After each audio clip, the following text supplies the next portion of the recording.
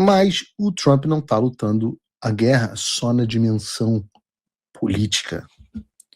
Ele está lutando onde o professor Olavo sempre disse que nós deveríamos nos concentrar, que é a guerra cultural. E esse é o tipo de notícia que não se publica no Brasil, porque não dá ibope, nem audiência para programa nenhum, mas eu tenho até aprendido cada vez mais que a nossa audiência é uma audiência mais qualificada do que a audiência dos outros. É uma audiência que gosta de assuntos mais profundos, né? Então, eu sei que vocês que estão nos assistindo vão perceber a importância disso. Vejam só, em agosto de 2025, uma empresa chamada Skydance Media comprou a Paramount Global por 8 bilhões de dólares.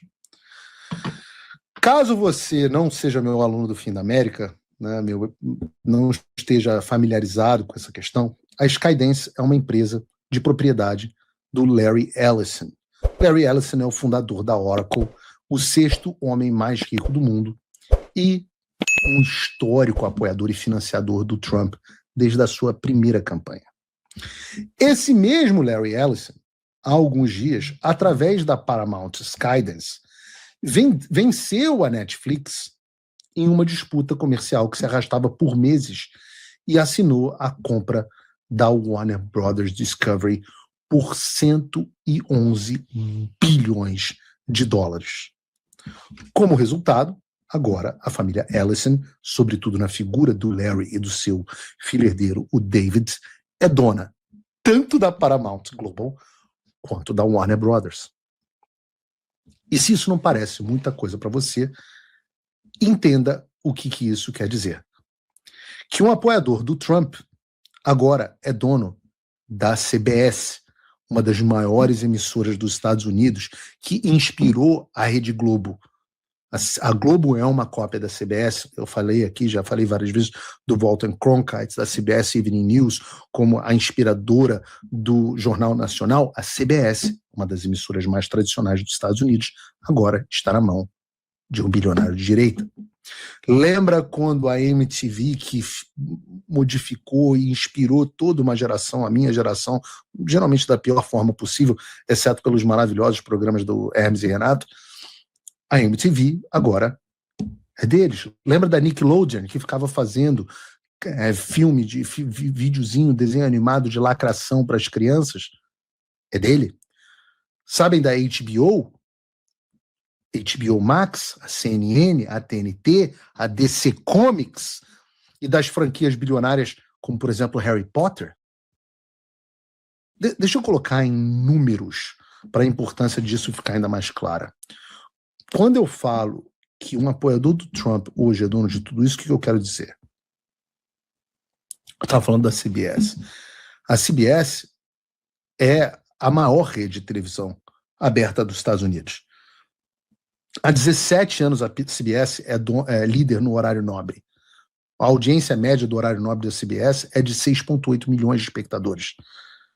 Sendo que o show mais famoso deles, o Tracker, tem de 13 a 14 milhões de espectadores por episódio. São mais de 125 milhões de lares americanos que são alcançados, inclusive em grupos demográficos que o Partido Republicano não consegue nem chegar, não consegue nem falar, como inclusive os negros americanos.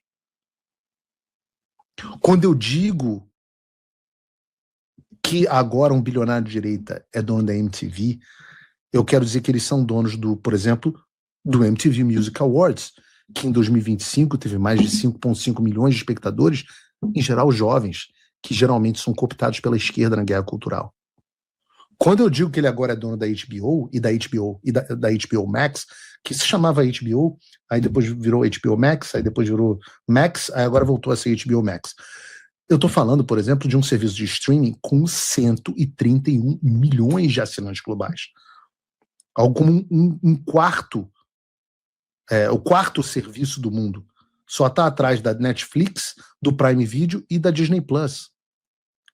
O conteúdo dessas plataformas está falando de séries tipo Game of Thrones, franquias tipo O Senhor dos Anéis, as produções vencedoras de vários prêmios, White Lotus, Succession, que mais?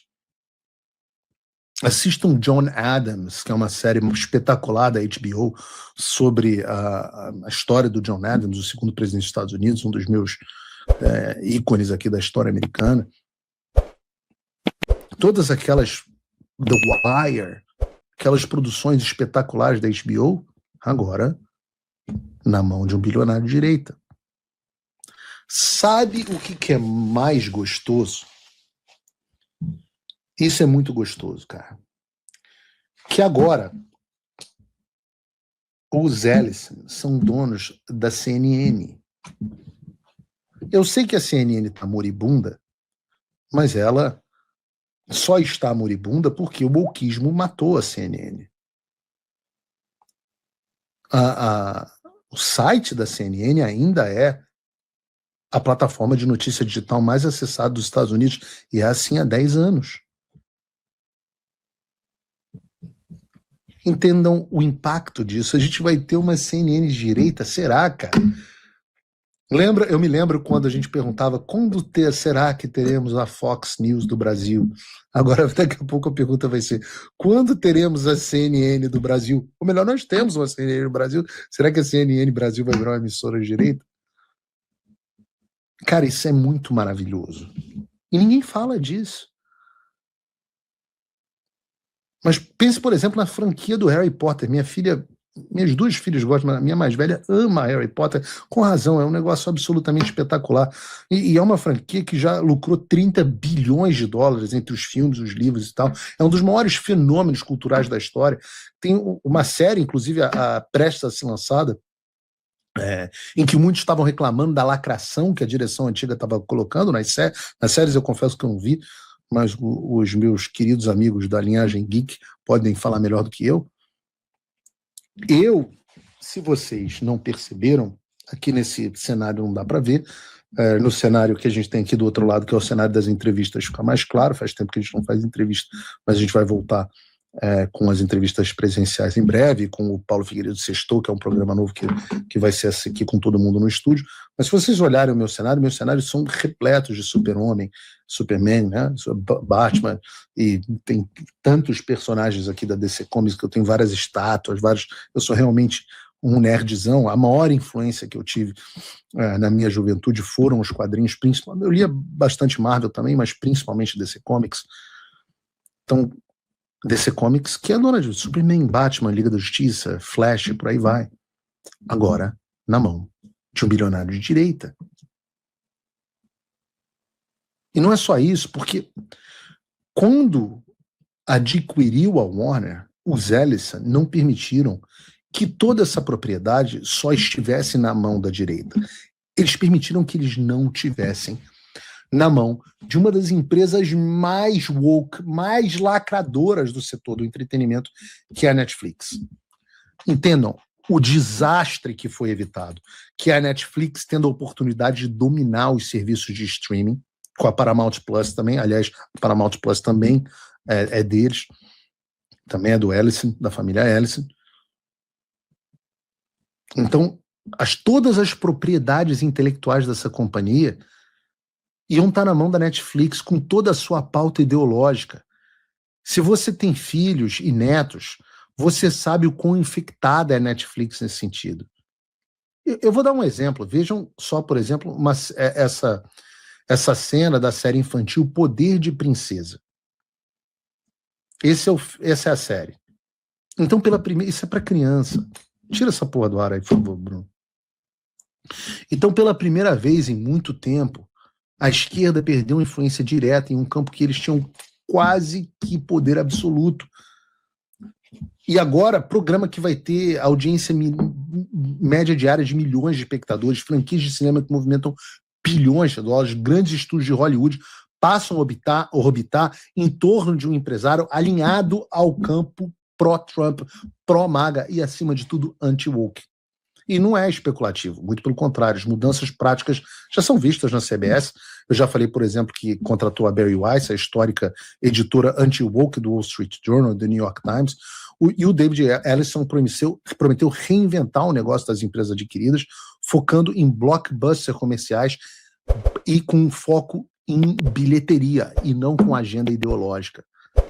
para as empresas do grupo do grupo dos Ellison, é o fim dessa história que a Disney ama, de produzir filmes ruins para passar uma mensagem woke ideológica, o entretenimento de impacto social, que culminou num prejuízo de mais de 170 milhões de dólares, só, por exemplo, no filme da Branca de Neve. Talvez um bom exemplo disso que a gente está falando. A prioridade vai passar a ser, nós esperamos, e é o que ele promete, o consumidor e não a lacração.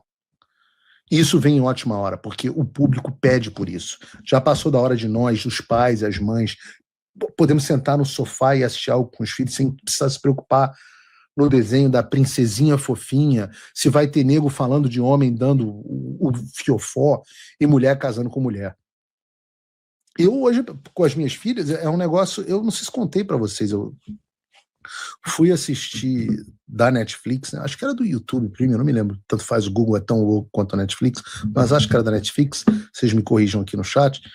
Eu fui assistir Cobra Kai com as minas filhas, elas adoram luta, eu acho que a gente adora Karate Kid, e eu assisto muito um filme antigo com elas, porque os filmes de hoje em dia são umas bostas. A gente assistiu os Karate Kid originais, e veio a série da Cobra Kai, e eu já tinha assistido a série, mas eu não me lembrava que na segunda temporada, do nada, vem uma adolescente numa festa e vai e começa a beijar outra mulher. E as minhas filhas têm 9 e 10 anos.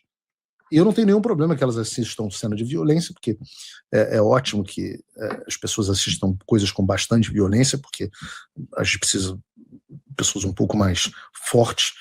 Mas eu não queria que as minhas filhas de 9 e 10 anos vissem duas mulheres se beijando numa festa.